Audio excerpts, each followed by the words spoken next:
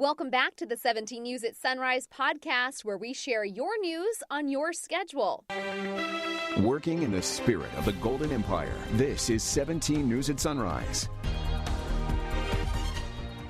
Good morning. Right now at 5, a Capitol police officer is the 5th person to die after the violent riots that broke out Wednesday. More on the calls now to remove President Trump from office in his final days. And meantime, the pandemic rages on with a new record in daily deaths from the virus. Plus, it's been almost a year since the Condors took the ice, but players say they're ready to get back out there. The latest on their plans as the team prepares to drop the puck next month. This is Friday, January 8th, 2021. Good morning on this Friday morning. Good to have you with us. I'm Maddie Jansen, anchoring from home. Alex Fisher holding down the fort in studio. And we're starting off with a chilly morning, here in the mountains at least. Yeah, there's some fog here on the valley floor, especially on the west side of town. Let's turn things over to Kevin Charette, who has a look at our forecasting. Kev, one thing I noticed coming into work this morning, the west side of town, the northwest part of town, which of course is where you are, both of us live, is pretty dense. But once you get closer to downtown, not too bad. So it looks like it's just patchy dense fog. Well, that's changed. We've got some pretty good fog in downtown where you're at right now. It just kind of moved in, so you probably didn't even realize it. And that's the typical thing, Alex, with this fog. One minute it's clear, and then the next minute it can just be soupy as heck.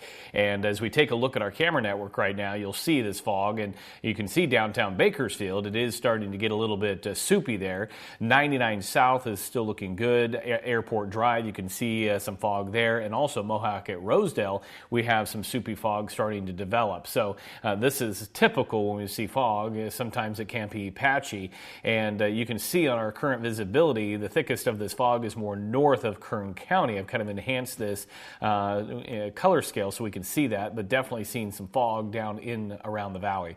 So at last check, here's what we're looking at right now in terms of visibility. Bakersfield at 2 miles, Delano down to 0, and then Merced and Fresno at 2 miles visibility. And when we go down to 0, that puts us at a level 5 on the fog severity index. It means visibility has dropped to below 200 feet.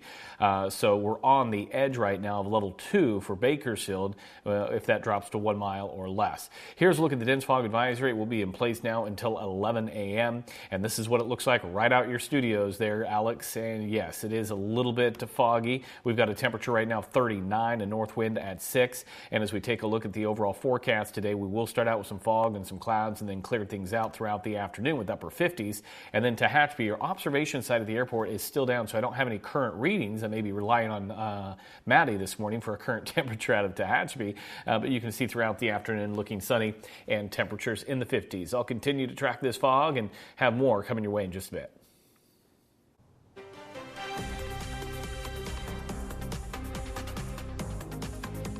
Speaking of some breaking news this morning, at least one person has been taken to a local hospital after being shot in East Bakersfield. Kern County Sheriff's Office responded to a call of a shooting just after 3 a.m. on Security Avenue. Information's limited right now, but the victim's described as being in stable condition. No suspect information. We'll continue to update the story as we learn more. This morning, we continue to cover Wednesday's chaos on Capitol Hill. And a little more than 24 hours after the violence, President Trump is backtracking, now with a tough message for those involved in the attack, amid calls for his removal. Tracy Potts has more on that, plus why several officials are leaving in the last days of his administration. Alex, good morning. Good morning, everyone. Sources tell NBC there have been informal staff conversations about using the 25th Amendment to remove President Trump. But two of the cabinet secretaries who would be part of making that decision have announced they're leaving.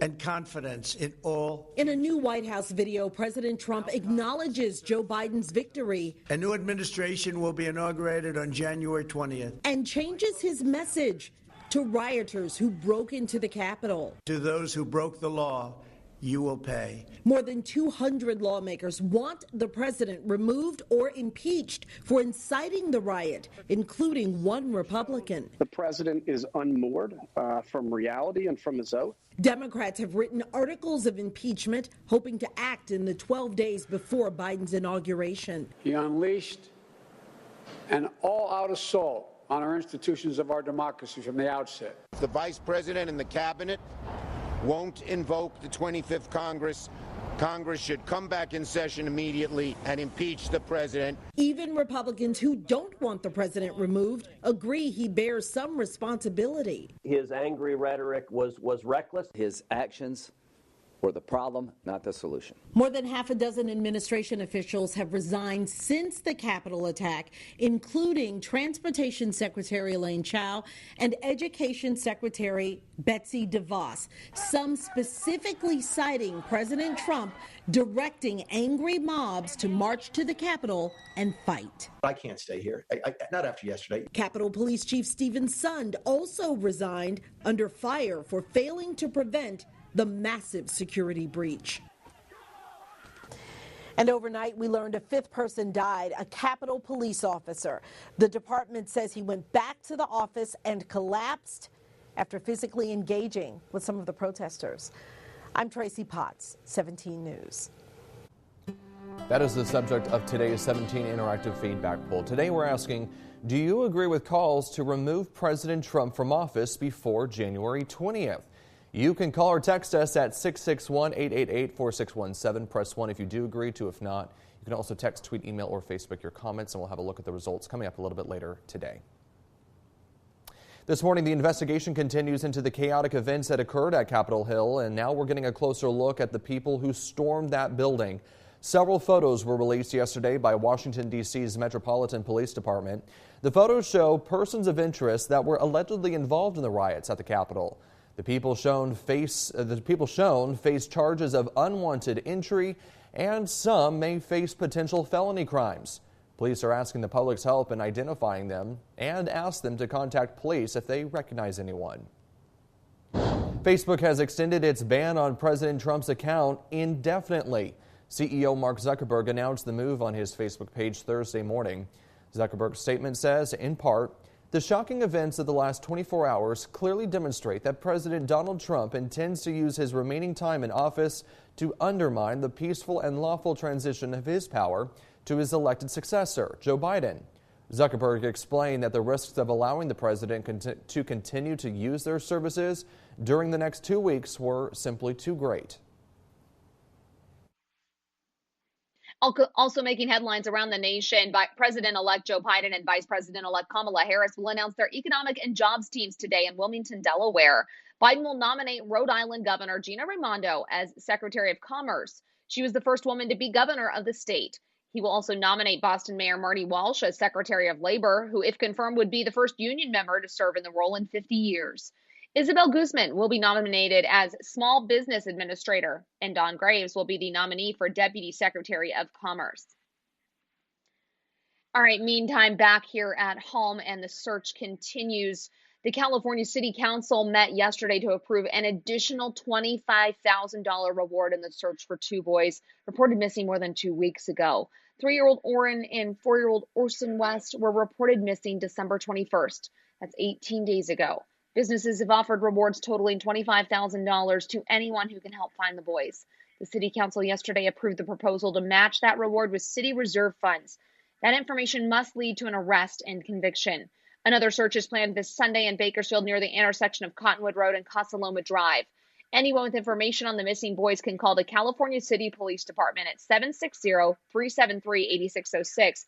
To remain anonymous, you can call the Secret Witness Hotline at 322-4040. Good news for our local veteran community. The city of Bakersfield is getting a new VA clinic. Last night, the Planning Commission gave the green light to construction of the project. This is a rendering of it.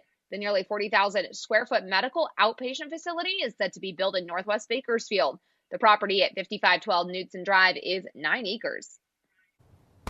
Your time now is 5:09 in your 17 Court Watch. A man arrested for a double homicide made his first appearance in court yesterday. 28-year-old Omar Uranda pleaded not guilty to murder. U.S. Marshals arrested him in Moore Park Tuesday. Bakersfield police say Luis Ramirez and Rudy Rene Casillas were shot and killed January 2nd at the Vagabond Inn on Colony Street. The department says the victims were found dead in one of the rooms.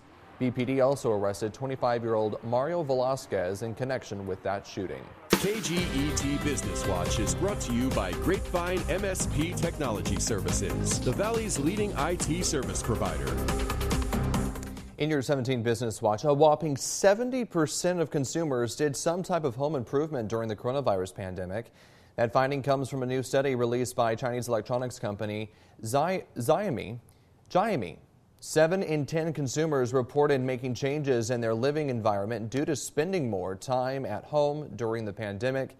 82% adapted a room for working from home, and 79% reconfigured at least one room. Meantime, more than half that were surveyed reported purchasing at least one smart device during that period. Jeep has unveiled a new Grand Cherokee model with a third row of seating. The 2021 Jeep Grand Cherokee L marks the 5th generation of the SUV since its debut nearly 30 years ago. A 3-row Jeep has been more than a decade in the making. Jeep exited the segment in 2010 after lackluster sales of a vehicle called the Commander. The company declined to release pricing for the L model. It will likely be above the current Grand Cherokee at $34,000 and below the upcoming Wagoner, a larger 3-row SUV that's expected to go on sale this year, starting at about $60,000. It's a new year when folks are motivated to get organized, lose weight, and save money. But tech experts say that you should have a digital resolution as well. NBC's Liz McLaughlin explains. At a time when many of us are tackling clutter, it's also a good idea to clean up your digital life. Things that you don't use anymore, smart devices, old email accounts, it's time to let them go. Consumer Reports suggest making an annual habit of clearing out any unused accounts, apps, and gadgets. If you got a new device for the holidays, don't forget to do a factory reset on the old one. You need to make sure that you wipe and clean off everything before you throw it out, recycle it, or even hand it down to your kids. It's also prime time for a cybersecurity checkup. An easy way to see if your information has been hacked is a search on haveibeenpwned.com. It is a giant database of pretty much every recorded breach and what was in it. The best way to protect yourself is with long and strong passwords that are different for every account. Password managers can be super helpful in managing all of that. And if not, paper and pencil, especially if you have a home safe, it's totally fine. It's especially important to secure your home Wi-Fi system. Security experts say you should view your router as the front door to your online life. Once a hacker has entry into your home network, it's pretty much game over. Go through settings on email, social media, and phone accounts to make sure you have the highest level of security, including enabling 2-factor authentication and installing updates. If you set it to go automatically, a lot of the time it'll just install overnight and you won't even have to think about it. Simple steps that may save you from a future hack and headache. Liz McLaughlin, NBC News. It's been almost a year since the Condors last took the ice. Bakersfield's only professional sports team is preparing to drop the puck next month. 17's Taylor Schaub has more. In less than a month, the puck will once again drop for Bakersfield's only professional sports team. It's quite a bit of relief, to be honest. Journeyman forward Brad Malone has been with the Condors for 4 years, describing the COVID-19 layoff as the most difficult period in his professional career. It's been a big learning experience, and I think I've learned a lot about just how, dependent we are on this game and how lucky we are to do what we do. Now he, alongside his brothers in blue and orange, will return to Mechanics Bank for the first time in nearly a year, playing the game they love in a COVID-altered season. Obviously the safety of our players and everyone involved is first and foremost. So it'll happen. It'll work out. Not to say there won't be some hiccups or speed bumps along the way. Team President Matthew Riley has been working for months with the American Hockey League, implementing new safety protocols, schedule changes, and fan policies. The latter of which non-existent with cases surging across the state. It's going to be difficult, but at the same time, this is a professional league and we're expected to, perform at our best. And the other major change, a new 8-team Pacific Division in which the Condors will play all their regular season games. Yeah, all our games will be played within the division. Again, it'll be a little bit of a shortened season, probably about 2/3 of the games. But then we'll be playing a little bit later through mid-May. So while this season may look different than years past, the opportunity for these players to play will no doubt be more meaningful. I think it's imperative that we listen to the officials in the league and follow the strict protocols to, fall in line. This is a great opportunity that they're allowing us to do. That was 17's Taylor Schaub reporting. And now as for this season's schedule and playoff format, the Bakersfield Condors say that is still to be decided by the AHL. Working in the spirit of the Golden Empire, this is 17 News at Sunrise. The 17 News at Sunrise podcast is a production of KGET and Nexstar Media Group. For more on all of the headlines in today's show, head to kget.com.